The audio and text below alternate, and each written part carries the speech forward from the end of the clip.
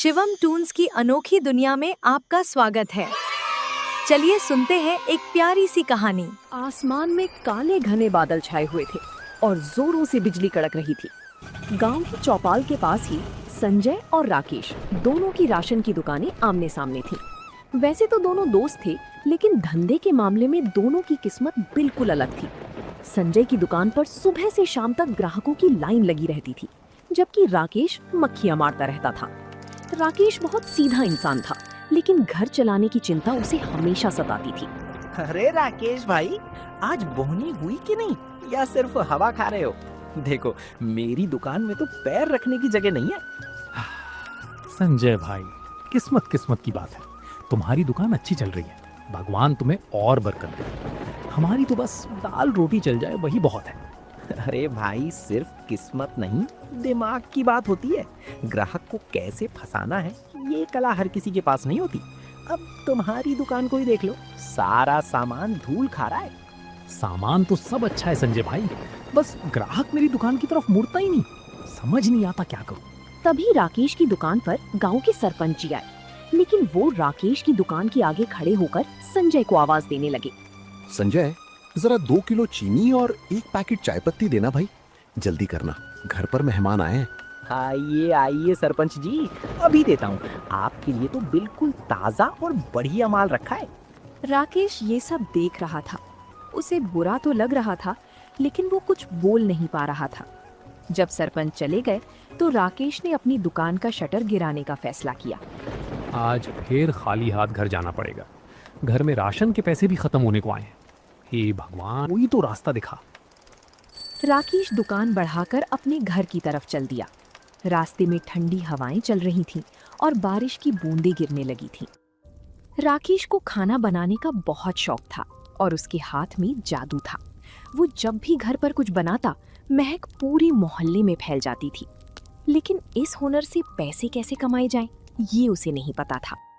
घर पहुंचकर राकेश ने अपनी साइकिल खड़ी की।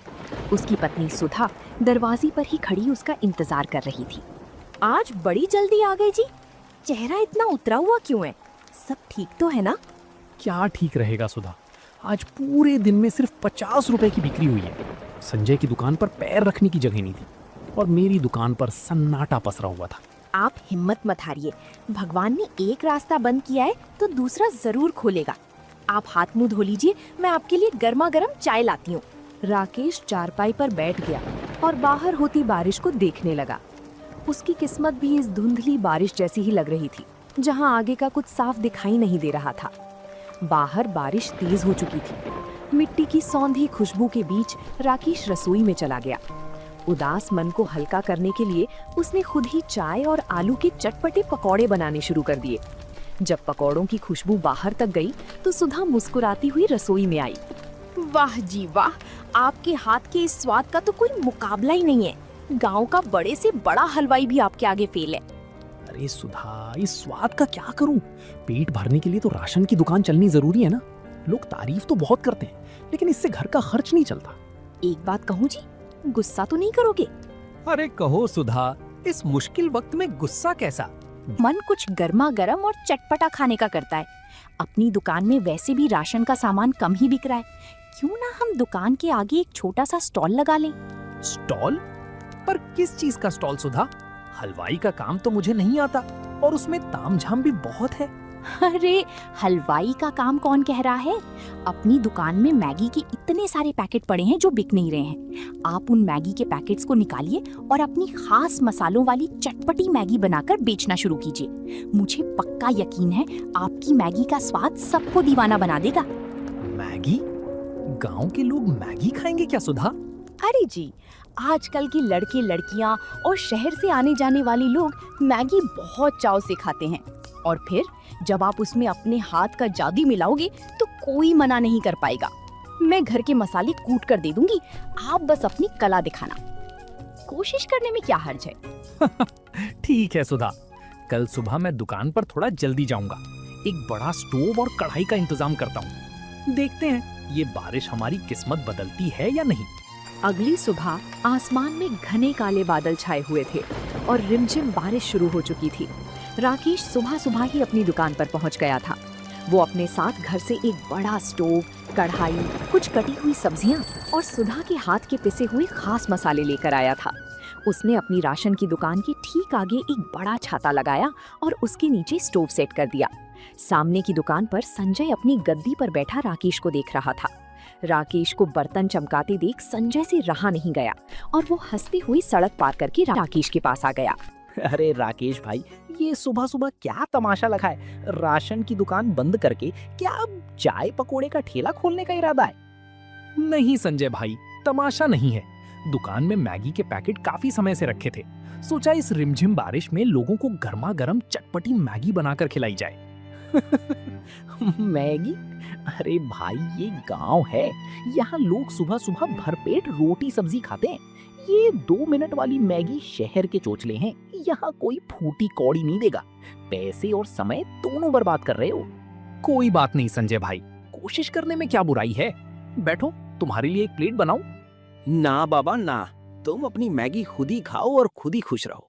संजय हंसता हुआ अपनी दुकान पर लौट गया। तभी तेज बारिश शुरू हो गई। बस स्टैंड से भीगते हुए 2 राहगीर राकेश की दुकान के शेड के नीचे आकर खड़े हो गए। दोनों ठंड से कांप रहे थे। राकेश ने मौका देखा और कढ़ाई में मक्खन, प्याज और हरी मिर्च डाल दी। जैसे ही सुधा के खास मसाले कढ़ाई में पड़े, उसकी महक पूरी सड़क पर फैल गई। भाई साहब, ये किस चीज की महक है? बड़ी लाजवाब खुशबू आ रही है। भाई जी, ये मेरी खास मसालेदार चटपटी मैगी है। इस बारिश के मौसम में एक बार खाओगे तो ठंड गायब हो जाएगी। बनाकर दूं एक प्लेट? हाँ भाई, बना दो। इस बारिश में बस के इंतजार में खड़े खड़े वैसे भी भूख लग रही है। जरा तीखी बनाना। बस 2 मिनट भाई साहब, ऐसी मैगी खिलाऊंगा कि स्वाद भूल नहीं पाओगे। राकेश ने फुर्ती से मैगी तैयार की और गर्मा गर्म प्लेट दोनों राहगीरों के हाथ में थमा दी। जैसे ही दोनों ने पहला चम्मच मुंह में डाला, उनकी आंखें खुली की खुली रह गईं। वाह भाई साहब वाह, ऐसी मैगी तो मैंने शहर के बड़े से बड़े होटल में भी नहीं खाई। इसमें जो मसालों का तालमेल है वो तो कमाल है। सच में भाई, उंगलियां चाटने का मन कर रहा है। एक काम करो, हमारे लिए एक एक प्लेट और बांध दो। राकेश का चेहरा खुशी से खिल उठा। उसने तुरंत 2 प्लेट और पैक कर दी। ये देखकर सामने बैठा संजय हैरान रह गया। उसकी समझ में नहीं आ रहा था कि जो मैगी गांव में कोई नहीं पूछता था, उसे लोग इतने चाव से क्यों खा रहे थे। राकेश की पहली बोहनी उम्मीद से कहीं ज्यादा अच्छी हो चुकी थी। दोपहर होते होते बारिश और तेज हो गई, लेकिन राकेश की दुकान पर अब राहगीरों के साथ साथ गांव के युवा लड़के भी जुटने लगे थे। संजय अपनी दुकान में अकेला बैठा ये सब देख रहा था। उसकी राशन की दुकान पर आज गिने चुने लोग ही आए थे, क्योंकि सबका ध्यान तो राकेश की चटपटी मैगी पर था। संजय के दिल में जलन की आग सुलगने लगी थी।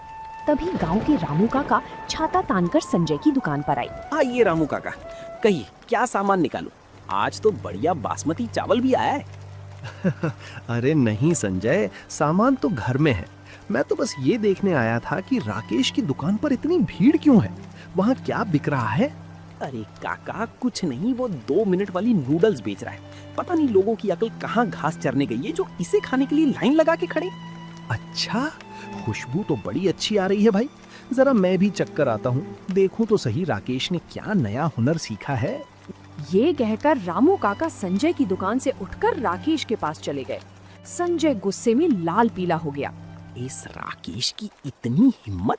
कल तक मेरी दुकान के आगे हाथ जोड़कर खड़ा रहता था और आज इसके पास पैर रखने की जगह नहीं है। गांव का हर बड़ा छोटा आदमी इसकी मैगी का दीवाना हुआ जा रहा है। मुझे कुछ तो करना पड़ेगा, वरना ये मेरी बची कुची गाहकी भी खा जाएगा। शाम को जब राकेश दुकान बढ़ाकर घर पहुंचा तो उसका चेहरा खुशी से चमक रहा था। उसने जेब से नोटों की गड्डी निकाली और सुधा के हाथ में रख दी।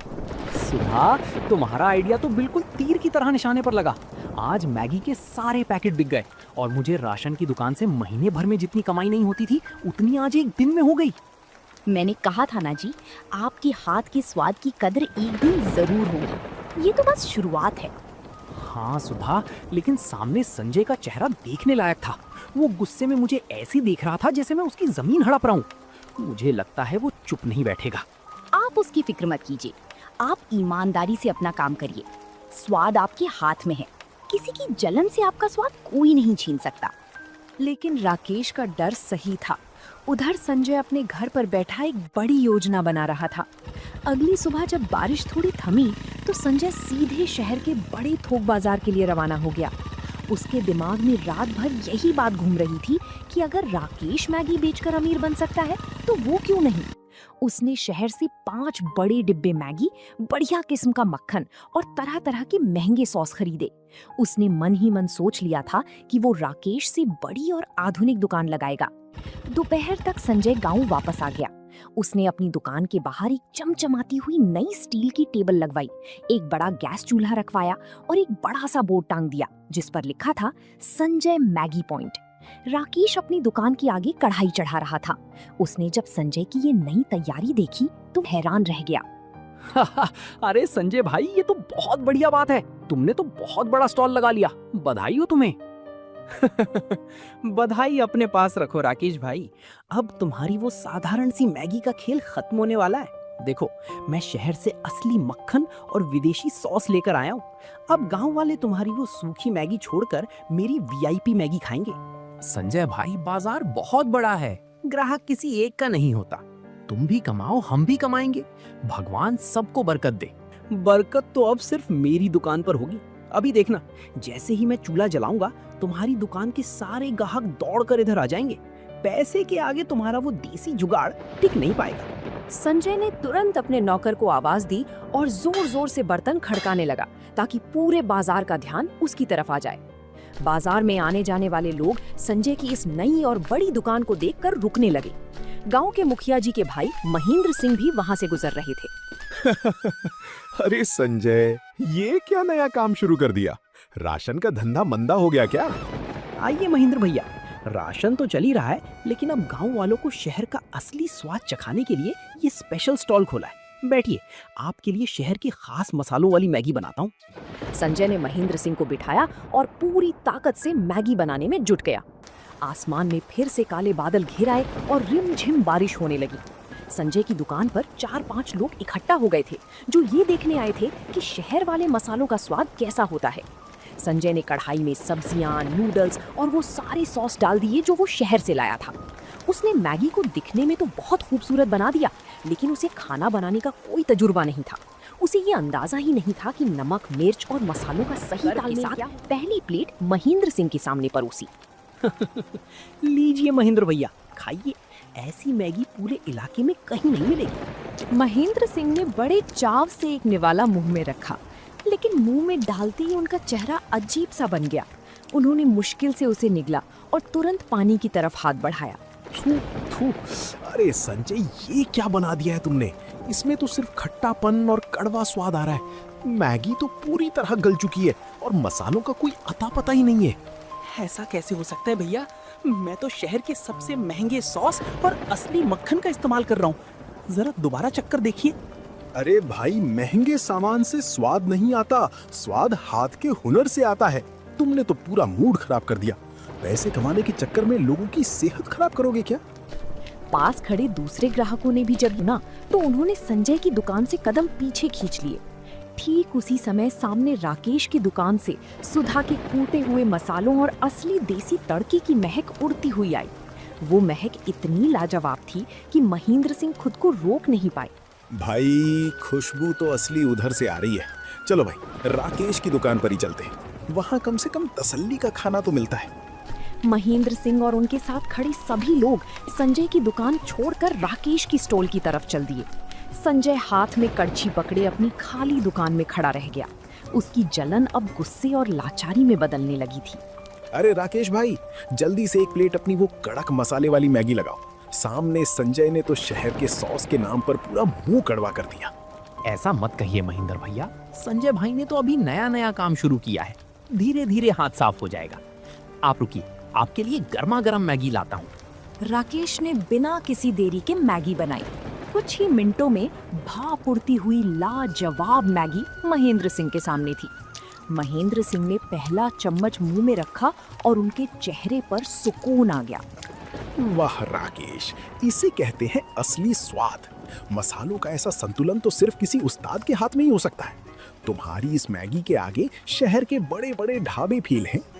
आसपास खड़े दूसरे ग्राहकों ने भी हाँ में हाँ मिलाई। देखते ही देखते राकेश की दुकान पर मेला सा लग गया। बारिश तेज हो रही थी, लेकिन लोगों का उत्साह कम नहीं हो रहा था। कोई छाता तान कर खड़ा था तो कोई शेड के नीचे सिमट कर मैगी का लुत्फ ले रहा था। सामने अपनी बड़ी स्टील की टेबल पर खड़ा संजय गुस्से में ये सब देख रहा था। अरे ओ रामू, सीधे खड़े क्या देख रहे हो? जरा सड़क पर जाकर आवाज लगाओ कि हमारी मैगी पर 2 रुपए की छूट है। मालिक, मैंने आवाज लगाई थी, पर लोग कह रहे हैं कि स्वाद अच्छा नहीं होगा, तो मुफ्त की मैगी भी कोई नहीं खाएगा। सब राकेश भाई की दुकान की तरफ ही भाग रहे हैं। चुप कर, नमक हराम उसकी तरफदारी करता है। कल तक जो मेरे सामने सीधे मुंह बोल नहीं पाता था, आज उसकी इतनी पूछ हो रही है। मुझे ये बर्दाश्त नहीं हो रहा। कुछ तो ऐसा करना होगा कि इसका ये तमाशा हमेशा के लिए बंद हो जाए। संजय को राकेश की सफलता फूटी आंख नहीं भा रही थी। 2-3 दिन और बीत गए। बारिश का सिलसिला लगातार जारी था। राकेश की दुकान का नाम अब पूरे गांव के साथ साथ आसपास के 2-4 गांव में भी फैल चुका था। शहर जाने वाली बसें भी अब थोड़ी देर के लिए राकेश की दुकान के पास रुकती थी, ताकि यात्री गर्मा गर्म मैगी खा सके। दूसरी तरफ संजय की दुकान पर सन्नाटा पसरा हुआ था। उसने 2 बार और मैगी बनाने की कोशिश की, लेकिन हर बार स्वाद बिगड़ने के कारण ग्राहक उसकी दुकान पर दोबारा नहीं लौटे। उसका महंगा सामान खराब हो रहा था और राशन की बिक्री भी ठप हो चुकी थी, क्योंकि उसका पूरा ध्यान सिर्फ राकेश को नीचा दिखाने में लगा था। आखिरकार एक दोपहर संजय ने गुस्से और हताशा में आकर अपने मैगी स्टॉल का बोर्ड नीचे उतार दिया और दुकान का आधा शटर गिराकर अंदर बैठ गया। तभी गांव के सरपंच जी राकेश की दुकान पर मैगी खाने आए। उन्होंने संजय की दुकान की हालत देखी तो सिर हिलाया। राकेश भाई, तुम्हारे मैगी ने तो कमाल कर दिया है, पर जरा सामने देखो, संजय ने अपना स्टॉल बंद कर दिया। सुना है उसका काफी नुकसान हो गया है और अब वो किसी से बात भी नहीं कर रहा। हाँ सरपंच जी, मैं भी देख रहा हूँ। संजय भाई ने जोश में आकर अपना बहुत सारा नुकसान कर लिया। मुझे अच्छा नहीं लग रहा कि मेरी वजह से उनका काम ठप हो गया। इसमें तुम्हारी क्या गलती है राकेश? धंधा तो अपने हुनर और व्यवहार से चलता है। तुमने ईमानदारी से मेहनत की, इसलिए तुम्हें फल मिला। उसने जलन में काम शुरू किया, इसलिए नुकसान खा गया। सरपंच जी के जाने के बाद राकेश से रहा नहीं गया। उसने एक प्लेट में बिल्कुल ताजी, गर्मा गर्म और खुशबूदार मैगी निकाली और सड़क पार करके संजय की दुकान की तरफ चल दिया। यहाँ क्यों आए हो राकेश? मेरी बर्बादी का तमाशा देखने आए हो या अपनी जीत का जश्न मनाने आए हो? जाओ यहाँ से, मुझे तुम्हारी कोई सहानुभूति नहीं चाहिए। संजय भाई, तुम मुझे गलत समझ रहे हो। हम दोनों बचपन के दोस्त हैं और सालों से आमने सामने दुकान चला रहे हैं। धंधे की अपनी जगह है, लेकिन हमारी दोस्ती की अपनी जगह है। तुम सुबह से भूखे बैठे हो, पहले ये मैगी खाओ। संजय ने राकेश की तरफ देखा। उसकी आंखों में कोई घमंड या चिढ़ाने का भाव नहीं था, बल्कि सिर्फ एक सच्चे दोस्त की चिंता थी। संजय का गुस्सा धीरे धीरे पिघलने लगा, लेकिन उसका अहंकार अभी भी उसे पूरी तरह झुकने नहीं दे रहा था। संजय चुपचाप उस गर्मा गर्म मैगी की प्लेट को देखता रहा। उसकी नाक में मसालों की वही लाजवाब खुशबू आ रही थी जिसने पूरे गांव को दीवाना बना रखा था। राकेश के बार बार कहने पर संजय ने भारी मन से एक निवाला मुंह में रखा। जैसे ही मैगी उसके मुंह में गई, उसे समझ आ गया कि वो क्यों हार गया था। उस स्वाद में सिर्फ मसाले नहीं थे, बल्कि राकेश की मेहनत और ईमानदारी का जादू था। संजय की आंखों में आंसू आ गए। राकेश भाई, मुझे माफ कर दो। मैं कितना अंधा हो गया था। तुम्हारी दुकान चलती देख मेरे मन में इतनी जलन पैदा हो गई कि मैं भूल गया कि तुम मेरे बचपन के दोस्त हो। मैंने तुम्हें नीचा दिखाने के लिए क्या कुछ नहीं किया। अरे संजय भाई, कैसी बातें करते हो? पुरानी बातों को यहीं छोड़ दो। दोस्त हो तुम मेरे। गुस्सा और मुकाबला तो अपनों में ही होता है। दिल छोटा मत करो। नहीं राकेश, आज मुझे समझ आया कि धंधा सिर्फ पैसे और बड़ी दुकान से नहीं चलता। मैं शहर से महंगे सॉस और बर्तनों का तमाशा लेकर आया, लेकिन मेरे दिल में खोट था। तुम्हारे हाथ में वो हुनर और सादगी है जो पैसे से नहीं खरीदी जा सकती। मेरी दुकान ठप होनी ही थी। संजय भाई, तुमने कभी खाना बनाने का काम नहीं किया था, इसलिए शुरुआत में ऐसा हुआ। राशन की दुकान में तुम्हारा कोई मुकाबला नहीं है। तुम्हारी समझ और व्यापार करने का तरीका मुझसे कहीं बेहतर है। अगर हम दोनों मिलकर काम करें तो हम बहुत आगे जा सकते हैं। मिलकर? पर राकेश, मेरा तो मैगी का धंधा पूरी तरह ठप हो चुका है। मैं भला तुम्हारे किस काम आऊंगा? संजय भाई, मेरी दुकान पर ग्राहकों की इतनी भीड़ होती है कि मैं अकेला संभाल नहीं पाता। सामान लाना, हिसाब किताब रखना और व्यवस्था संभालना मेरे बस की बात नहीं है। अगर तुम मेरा साथ दो तो हम इस छोटे से स्टॉल को एक बड़े ढाबे में बदल सकते हैं। संजय ने राकेश की तरफ देखा। उसे यकीन नहीं हो रहा था कि जिस इंसान को वो बर्बाद करना चाहता था, वही आज उसे आगे बढ़ने का रास्ता दिखा रहा था।